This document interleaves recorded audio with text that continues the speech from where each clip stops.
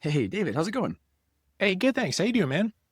Good. I'm in my I really want a vacation phase of summer. Like it's not summer, so I don't know about you, but that's how I'm feeling today. Yeah. No, it at least in Michigan, people are finally coming out of hibernation now. We're seeing warm weather, blue skies, 70 degrees finally. So yeah, vacation is definitely on the mind up here. Yeah, we're recording this in early May, and that's just like it always hits right around then of like, okay, I'm ready for the kids to be done with school and like let's ramp up to summer. We literally are going somewhere the day after they get out of school. So it should be great. Nice. And I know this is always the time of year for the last several years, like you and I have discussed like how bad we want a vacation rental and how much we Mm. want to go into that space. And I know I've been looking at a couple properties this week with a bunch of acreage. Have you found anything lately? We've been looking, and it's funny, like talking to this guest that we're gonna introduce you guys to in a second. Like it always gets my mind going of other ways to look at land, other ways to look at properties that I may not have considered before, and so Mhm. it's just I really like these conversations because they help inspire me again of like, oh yeah, let me go look at that in this way that I didn't think about before. So that's yeah, I love this kind of stuff.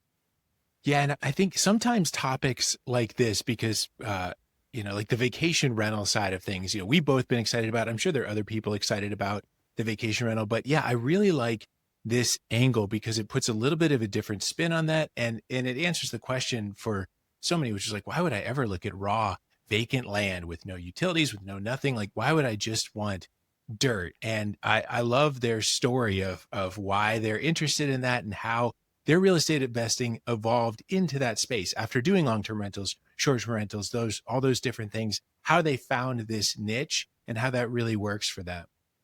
Yeah, so this is Quynh and Tri Vu.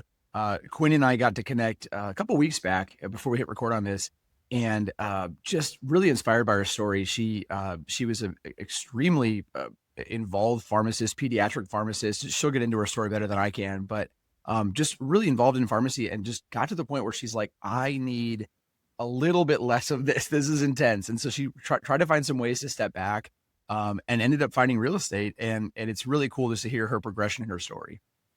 Yeah, and I know that this undeveloped land thing might be a hang up for some, and it was a hang up for me at first because I've never bought, undeveloped raw land before, and I didn't really have a concept for all the different purposes and buyer types that would be interested in something like that. But they go into a lot of detail, particularly in the second half of the episode of who's out there looking, what would the purposes be, and it really opened my mind to why this could be good for a lot of people, and it caused me to start looking this week for a couple of parcels in my area that might be even fun on my end. So yeah, definitely worth sticking around. I think it really opened my mind for the potential of investing in this space.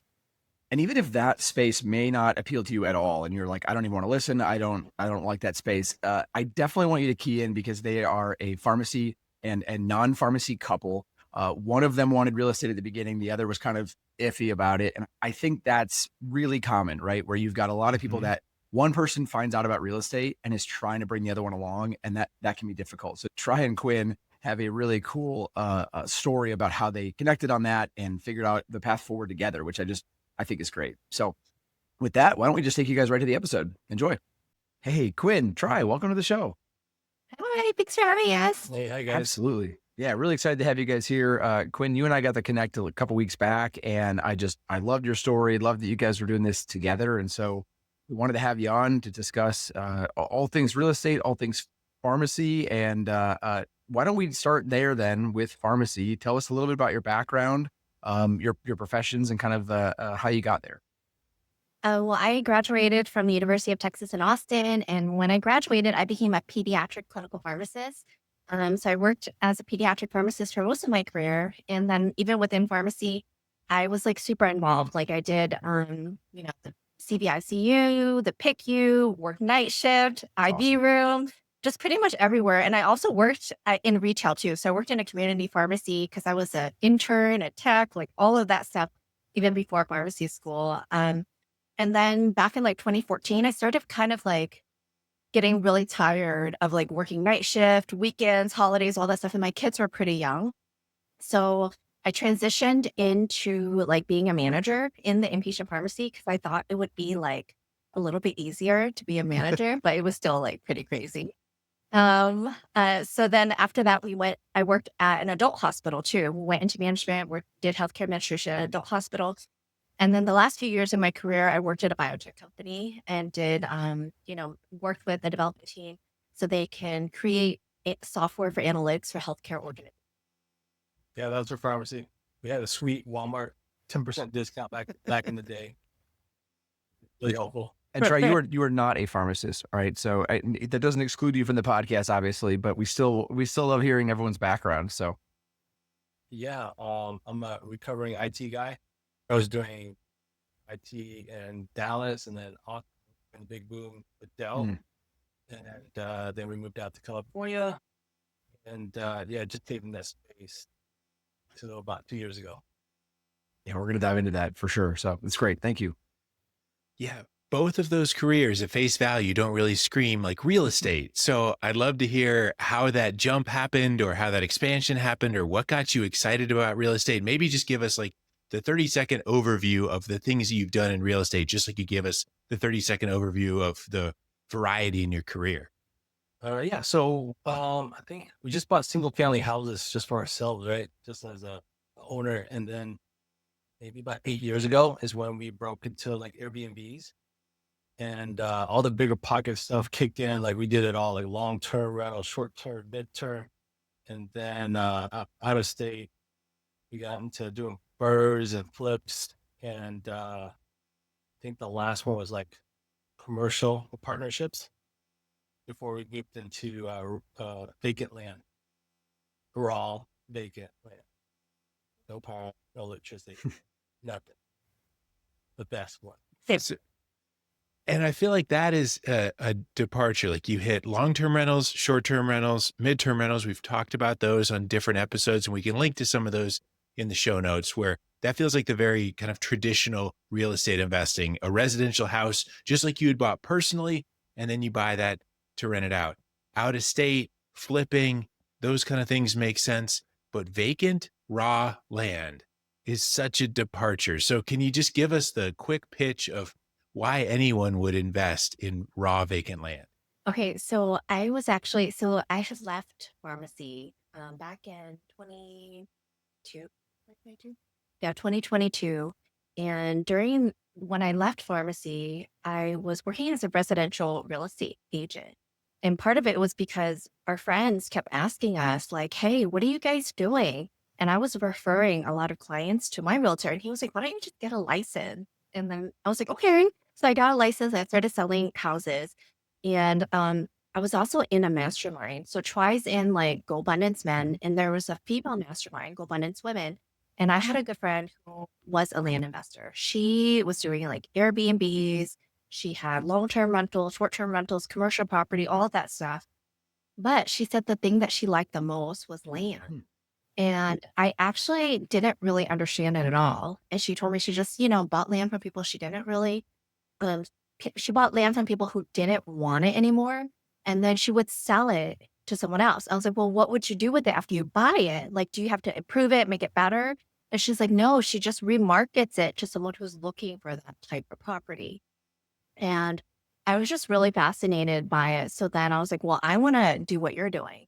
Because it sounds to me like you're just a bank that happens to sell land. Because she told me she also did owner financing for those properties as well.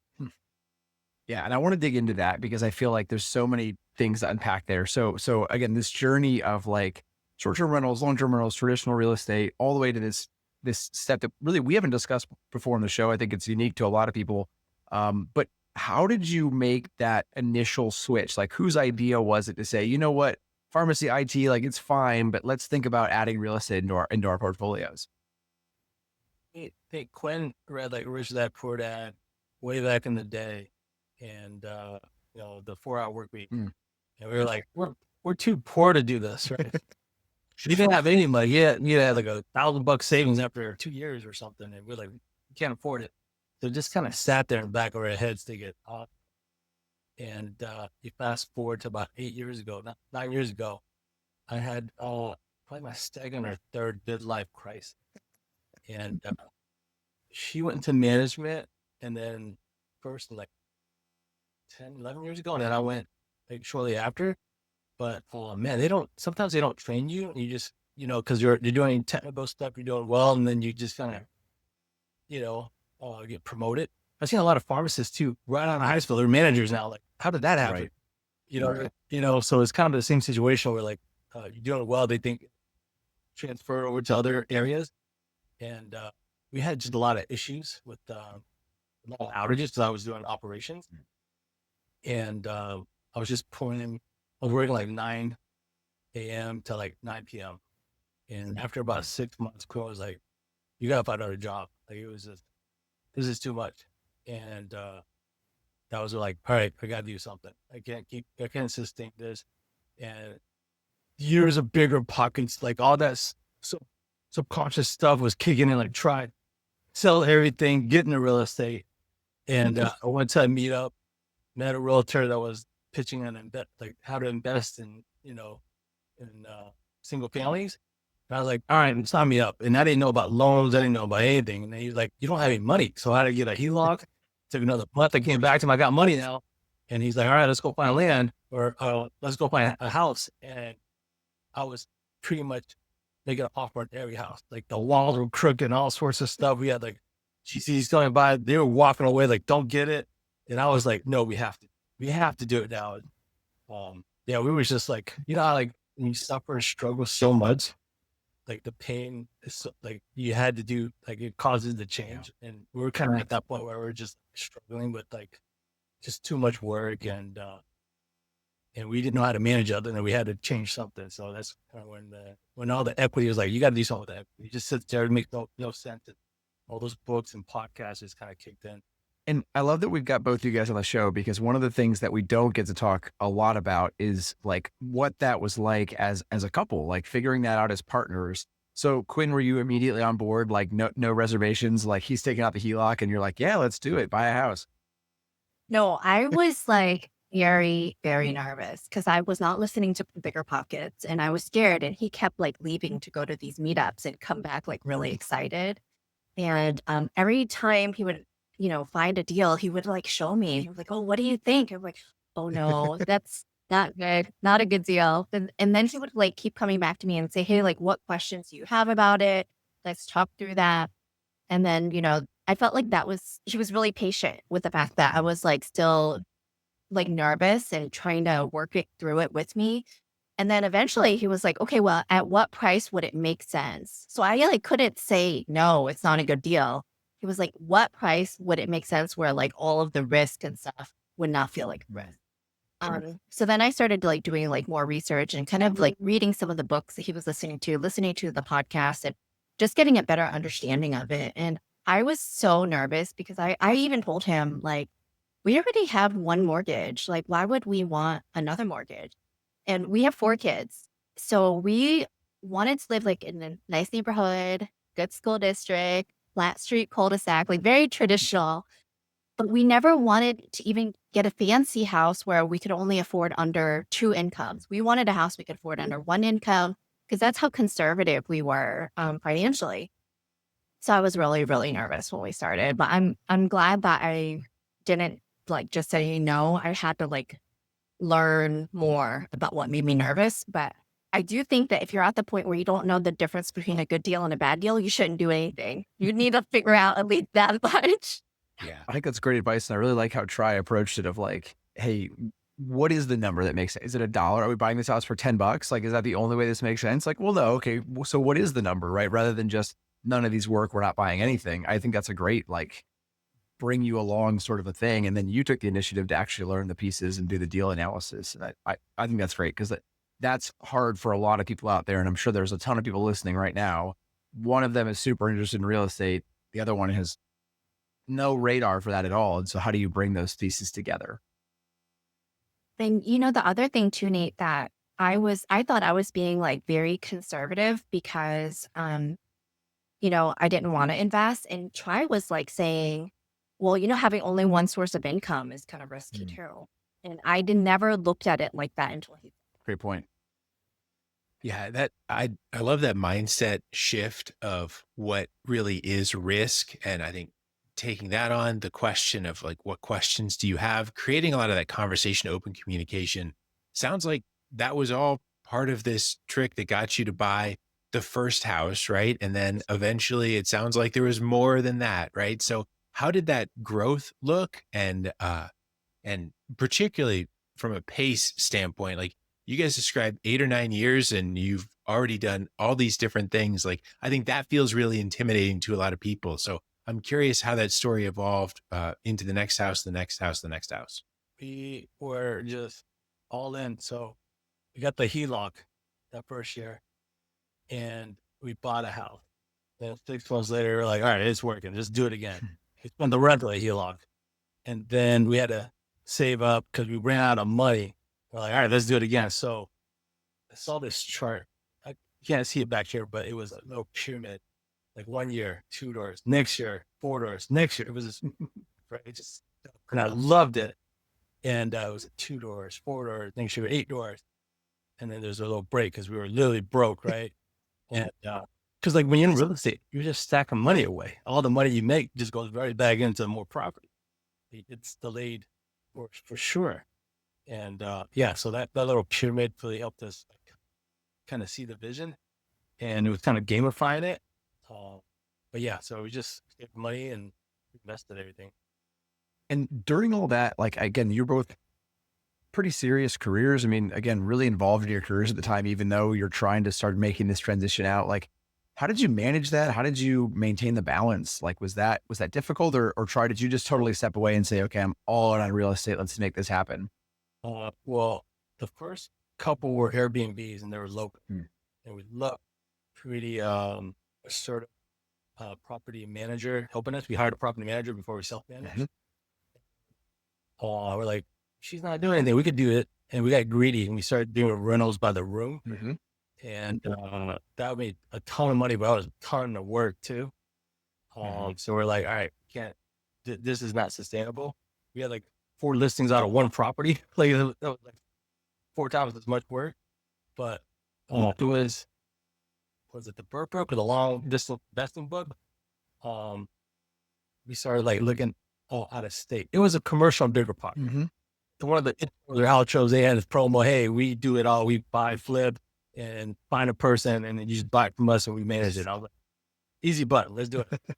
And we went the property managed route. They find, flip, property manage it, and we just did that for the next couple. We had this problem of shiny object syndrome. So you're at one market and you just keep on buying that same market. So we got into like 8 states or something. Just because that looked cool. Okay, that number looks right. Just buy. And so yeah, that's how we kind of scaled unnaturally through all these other states and through property managers, helping us scale. That's awesome. Wow. As far as the balance, yeah, we just had to leverage the other the teams and the property managers team to take care of everything. And it sounds like it's part of your story because you hinted earlier, like up until a few years ago, you were doing these things. So it sounds like there was some kind of like titration away from your careers and into more real estate. And I know that there are some people out there that are looking to that. There's some people out there that love their pharmacy job and they want to stay in that. And I can totally respect both of those avenues, but you guys have done both. So I'm just curious, since you've been in both of those, you know, the kind of the pros and cons, or what made you think now is the time to make that jump? I love this question because when we got to the point where we're so busy between work and family, and then even if you're not managing the rentals directly, everything bubbles up to the owners. If there's an insurance claim that needs to be made, if there's some type of complaint, sometimes Airbnb calls us directly. So we were still like involved, and Tri kind of mentioned like, hey, one of us needs to leave our job. Do you want to go first or do you want me to go first? And I was like, I definitely want to go first. I don't even know what going first means. I want to go. Awesome. And then shortly after that, the following year, Tri left his job.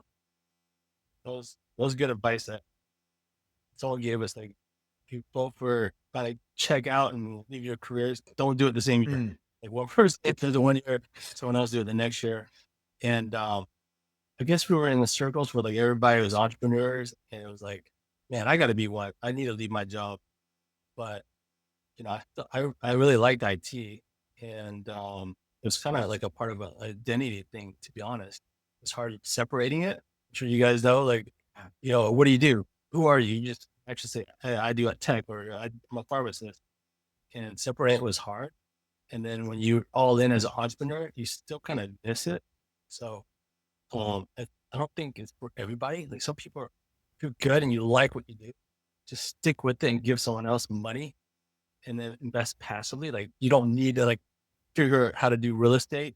It's still a job until it isn't a job, right? So I didn't think about that initially. Like flipping houses is literally another career. Like why would you, if you're good at tech, why would you learn another skill and have to like take years to master that before you get good and great at it, when you could have just gave someone the money and then they can do it and you still enjoy your job. So in hindsight, like you didn't have to follow. We had like shiny object syndrome, where I did at that point. Like I need to leave. I need to do entrepreneurship, shop, and like I like tech. So like even though it was like operations support and long hours, like it was super fun with the team fixing stuff. So really depends on your personality. Yeah, I'm glad you mentioned the identity thing too, because I think a lot of people struggle with that, even just in for example, like when I got my real estate license, people are like, oh, so you're done being a pharmacist. Like, well, no, hold on. Like I'm still working. Like you can have two things, but nobody talks that way. You're just like, what is the thing you do for work? Like, or what do you do? Right. It's not like, and everyone expects you to like, oh, I got a degree in blah, blah, blah. And I do X, like, and that's it. And so I think that's a good thing for people to hear, is like, it can be many things, and that's enjoyable as well. So I think that's a really good point you landed on. Yeah, and there's a lot of skills that I think we learn in our professional careers that translate into real estate investing, which it's not like, okay, completely foreign. I mean, it's very data driven, which pharmacy is. And just like kind of following, hey, what worked well for other people? So like just looking at actual case studies, other people who have been successful around us, I feel like has really helped us. So having that professional background, I feel like really did kind of give us an advantage. But if you were to just start researching and learning, like we didn't go to school for business. So we kind of felt like when we're learning about real estate, we had to like learn. We had to read books. We had to listen to podcasts. We had to like go to like a different type of school to learn about it. I think that's great though. Like, and you have the skills, both of you, like to go out and do that, right? We're all lifelong learners if we believe that. So there's a way to go out and get that information. So that's great. So I know now you guys today, you run this land investment company. I wanted to dig into that because again, that's something we've not discussed on the show in the past. I think there's a lot there. So those listening are probably more familiar with, again, the long and short-term rental stuff, but give us kind of the background of like, what does it look like to flip raw land? Like you mentioned it a little bit, but like give us the kind of the details of like looking for these properties and how you turn that around. Yeah, so great question. In terms of like land, it's very similar to traditional real estate in that you want to buy low and you want to sell high, right? Makes sense. And if someone doesn't want their property, sometimes they're just happy for someone else to take it over. And a lot of the opportunities that we've gotten are from people. Sometimes they don't want the land anymore. They may have inherited it. They're just paying back taxes on it. They never wanted it to begin with. Or maybe they bought land thinking that one day they're going to move there and retire, but their retirement plans might have changed. They may have had grandkids in a different part of the country, and now they want to live closer to their grandkids. So, in terms of like how we get deals, we similar to like, people who are doing flips and developments, they'll send out letters to people asking like, hey, do you still want your property? Or have you ever considered selling? Do you know how much your property is worth? So we do those things in terms of outreach in order to acquire land. And other ways that we acquire land too is sometimes people, even within the land space, they want a change. Like everything looks greener on the other side. So they might like, hey, I don't want to be in this state anymore. I want to be in another state to buy my land. So then they'll sell us all of their land. So that's another way that we can, acquire property. So there's a lot of different ways. Sometimes we buy land from wholesalers. Sometimes we buy land from tax auctions. And sometimes we buy like loans from people. So a lot of different ways in which we can acquire land. It's really similar, honestly. It sounds like, again, we're talking wholesalers, talking, multiple people that want to get out of a tired investment. Like it almost sounds like you could be talking about single family rentals. That's cool. Yeah. It's literally like the same thing. So we were doing like cold callers with BAs prior. We were doing residential, and it's literally the same thing. You either cold call, mail, or do text, right? So you do the same thing with land to get the property. And then on the tail end, which is kind of new, is like we unintentionally became private lenders when we solar financed these lots. You could buy lots, just like your mortgage gets transferred or sold to another service provider, right? We just found that out recently in the last like 6 months, year that you could buy and sell these notes. So as we build our portfolio note, solar finance, could buy or sell these things as well. So it's a new niche that we get into. Yeah, that's interesting. So just like, again, like people are buying and selling notes on other properties, it's kind of the same sort of strategy. So Yeah, it's the same strategy. So that way they don't have to wait as long to recoup their Right. capital. They're just wanting it right now so they can do another deal. tell me about due diligence. Like I'm trying to think of a difference now, right? Like you're teaching me how similar it actually is, but like what about due diligence? Like you're not sending out an inspector to see if the roof is collapsing, right? Because it's just trees and bushes and like, so what is that process like for you guys?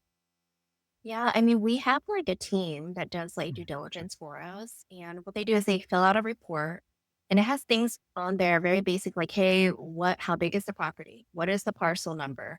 Hmm. Um, what is the zoning? What's the legal description? Is there back taxes owed on it? Are there any easements on the property?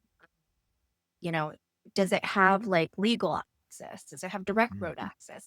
So the questions that we're kind of looking at are a little bit, they're similar to residential real estate, Yeah. but it's actually a little simpler because we're like not worried if the roof is old. We're not worried if there's central air or not because there is none of that stuff. So I would say the due diligence is Yeah. easier. We're filling one of our rentals, and they're like, "Hey, it's listed right now." They're asking, "How it's the roof again? What about the HVAC? What year?" I'm like, "Man, I haven't heard about that in a while. I'm not worried about that. Is there power? No. Is there electricity? No. Water? No. You know, The one thing I'll ask then, what about like mineral rights? Does that come up or does it vary based on the property? Like if you know that it doesn't matter for this property, you just kind of ignore that, or like how does that work for you guys? That's actually a really good question, and that's a common question that we actually get from clients that are looking for land from us. And many times, like when you buy property, it'll say something very vague, like if there's Mm-hmm. any mineral rights with this, we'll transfer it. But it doesn't say whether or not they actually have mineral rights, and most of the time Right. it's unknown. And if Yeah. you actually want to have mineral rights, you may have to go through like a separate search. Like there's a specialized company who will kind of trace back through and similar to like title being Title transferred, search. mineral rights being transferred. And there's like an hourly rate that they charge just to check. And even if nothing comes up, you still have to pay that. So we haven't really pursued trying to get mineral rights in any area. We just tell people like we don't know if we have anything. We just kind of leave it at that. But the other question people do ask though is, do you have water rights? Mm-hmm. Yep. And most of the properties that we do buy, they're asking for water rights because they want to have a well. And many times you can have a well without having any special water rights. So it may not even be necessary, but they think it's necessary to ask. So it's just a good question that comes up pretty often. Yeah. Cool. And I would imagine a lot of these are like state dependent or area dependent, where there's probably nuanced questions that exist in certain areas and not in others then as well.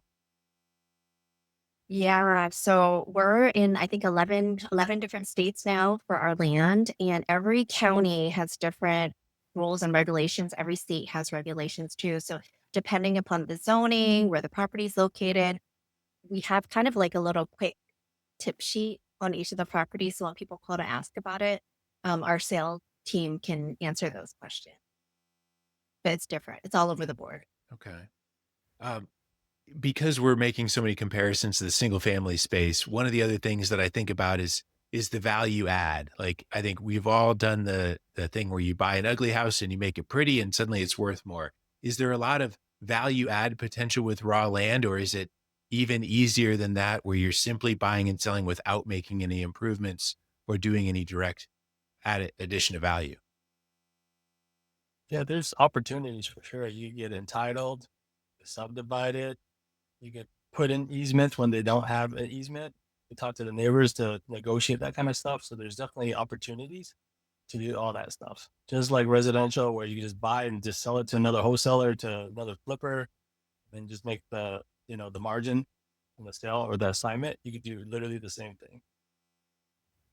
And because we are buying property from people who don't want it anymore, inherently we're buying it below market value substantially. So the value is in the buy. And you mentioned earlier too about owner financing. Are you doing a lot of the those properties in that way where you're financing it through the owner because they're looking to do anything with it, or are a lot of those being bought outright and then you're financing them yourselves, or how does that work? We started out by when we wanted to test out a new market, we would get properties owner financed to us. So we weren't spending a lot of money in a new area that we weren't experienced in. And then after we started doing well in those areas, then we would start buying and mailing out. That's how we kind of break in by buying owner finance properties. And then when we acquired the properties, we would own it outright and sell it. A majority of them we would own outright and sell it on terms or seller finance. That's probably like 90% of the business initially. And yeah, we got 150 notes in the last year and a half. Wow. Yeah, a lot of sales through owner finance. I think we sold like 30 last year, and I was like, oh, we went crazy. That was a little too much. Like we didn't mean to sell. We were like, man, that's a lot of money. You just a little pocket of change right there. So we kind of got gun ho selling notes, and then we recently started buying notes as well. This year we picked up, even though I don't know, 20, 30 notes. It was a good quarter. That's great. But yeah, the notes, we haven't played too much in it. Like we're just kind of winging it, literally. Like it works. Let's just do more of it. And yeah, so we like notes. But, it's great for cash flow because you're just getting passive, kind of like passive money, right? You just, they're just making payments on it.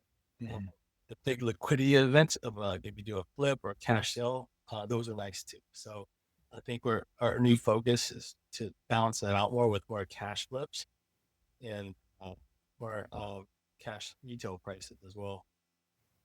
Yeah. I kind of wanted to mention that because of the space that we're in, most people, they cannot go to a bank to get a loan.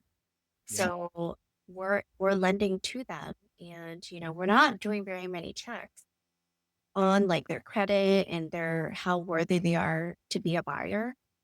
However, we're holding on to the deed. We're selling to them on contract. So if they stop paying us, we still hold the deed, and we have the ability to remarket that property, and it's now at a lower cost base. There's no foreclosure process because they never had title. Yeah. So it's a weird way. There's a few nuances that you're gonna have to undo. Think about residential. Like residential, like when you buy the house, you get a loan, you have the title to the house, right? Like it's in your name, and then if you stop paying, the bank will foreclose to get it back. It's not like that with land in our situation.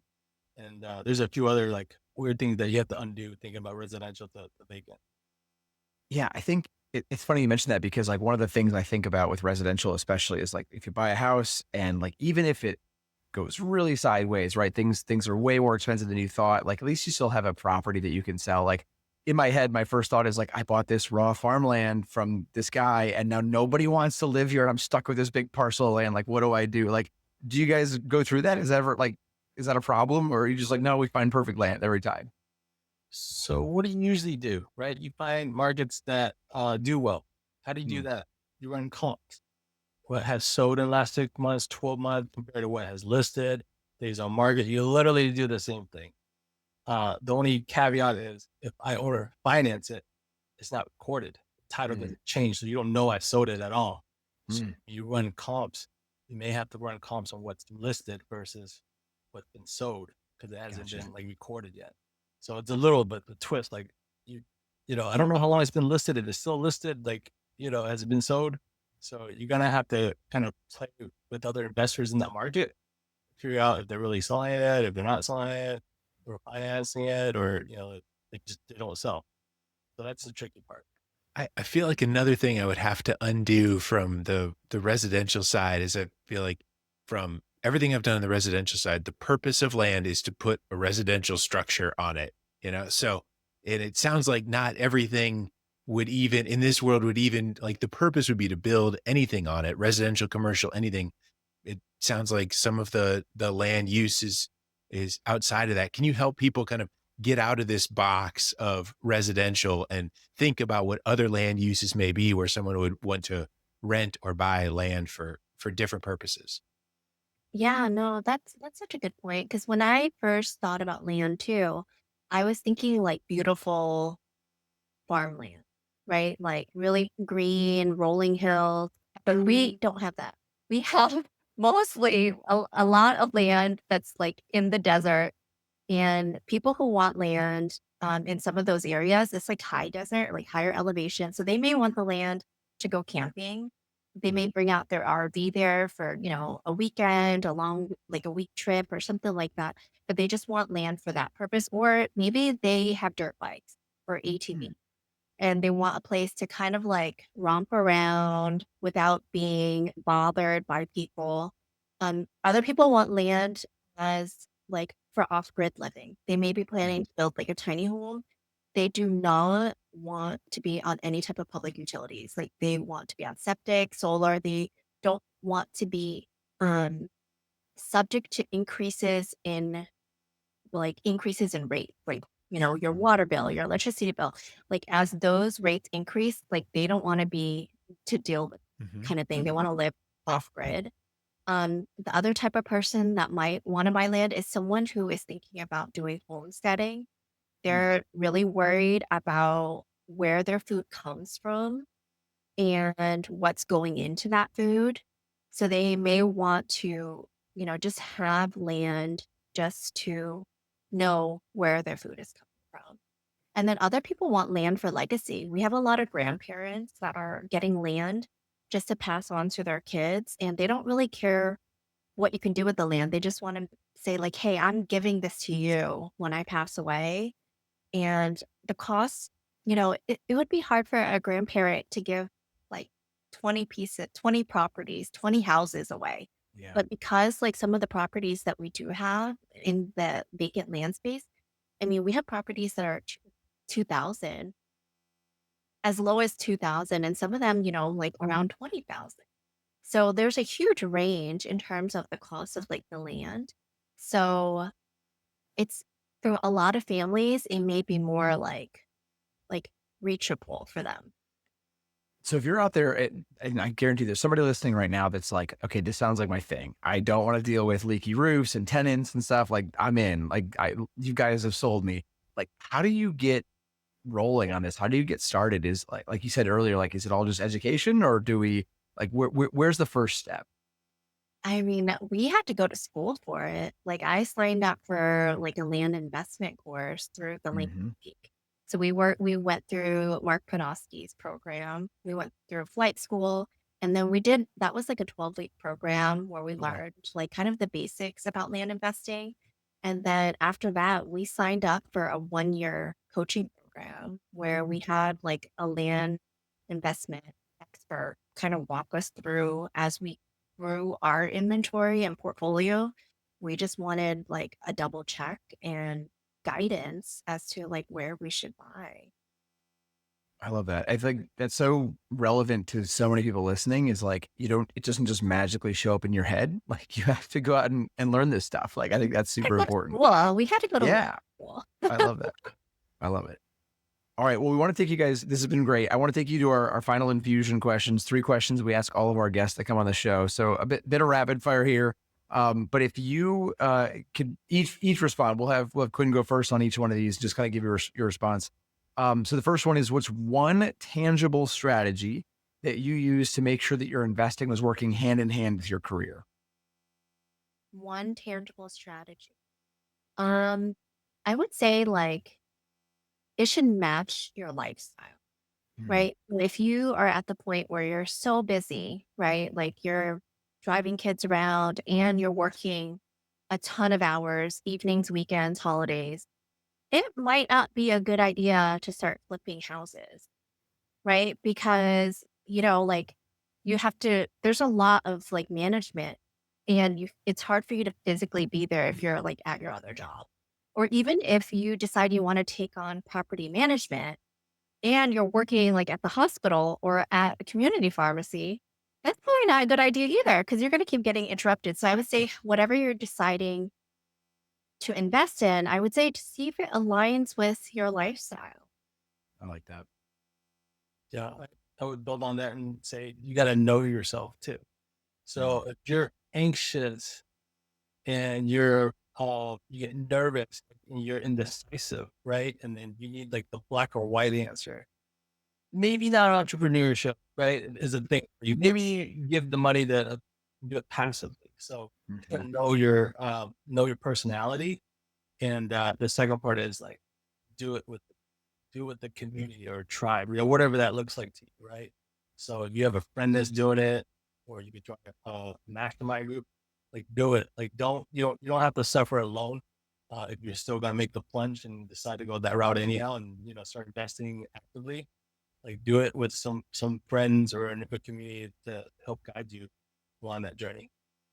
I like it. Yeah, I love the team sport mentality because there's so much of that in healthcare that we're all used to. And as you mentioned on your IT team, like how much fun that can be to do this, to do whatever you do with a team. So finding that same in real estate, I think that's powerful. Second question is, what's one resource that's been most helpful to you in your real estate journey, whether it's a book, podcast, person, author, website, whatever that would be? I would say for me, I think it was Bigger Pockets when Tri started listening to it and then I started listening to it. I think the stories that really resonated the most with me were when someone was still working their regular job and they could still do something on the side. Like there were stories about bakers that were, doing like rehabs and I don't know, the more similar that person was to me, like if they had a family, if they had kids and they were working and they could still invest in real estate, I felt like that really made me feel like it's possible for a regular person to learn this. For me, and my latest craze is podcast. This guy named his name's David. He's part of the Founders podcast. Like you go to his stuff. Like he reads these fat biographies of these greats, these legends, right? He reads new people like Elon and Bezos, but it could be like OGs, like old presidents and stuff. So he reads like a ton of these books and dissects it for you. So you're getting like free mentorship clip note version with a guy that knows a bunch of adjectives. So it's super like, it, you know, just fun and like, man, that wows me. So I get Cool. be pumped through learning through the eyes of someone else that could pick up all the little nuances. Like in the classroom, someone raises their hand, they have a question, and you're like, yeah, why didn't I think of it? That's a great question. I'm gonna steal that. That's what he's doing it for you. So Yeah. Cool. you guys gotta pick up another podcast. You already listened to the Founders podcast. That's a great one. That's a great tip. We've not had that on the show, so that's awesome. All right. And then you guys have already dropped a bunch of this, but I'll ask it anyway. What if you had to give one piece of advice to somebody just starting out in real estate investing? What would be that one piece of advice? For me, it would be just learning. Like, Mm. don't feel like it's too much to take on. It's okay to be a beginner and just like enjoy being a beginner. Part of it is just learning and making making mistakes. And I feel like being an expert is someone who has made the most mistakes in an area.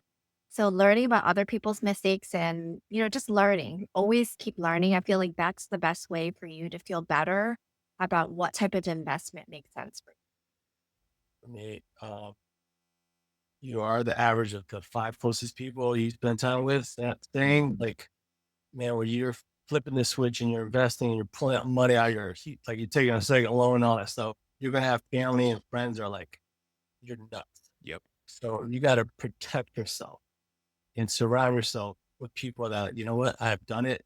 Yeah, let me double check you. It looks good. Mm. So I want to say I had a lot of that in my life. I was like, don't your target shouldn't be, your goal shouldn't be to avoid people. like that, your goal should be going towards people doing what you want to do. Right. So, we were just looking forward towards like, and this guy did like all these guests that you guys have on your show. Like, let me talk to them. And then next thing you know, you have a little local chapter meetup or something, a remote chapter. They're just all engaged, get the inspiration, the passion. Like, it's keeping you up late at night. It's making you wake up early. Probably on the right path. Right. So, like, trying to follow your passion towards your goal versus avoiding, what you're trying to go away from. I love it. I love it. If people want to reach out, learn more about y'all, find you, where can they find you? Okay, so they can you guys can find us on Instagram. We're Secure Land Co. We're also on YouTube at Secure Land Co.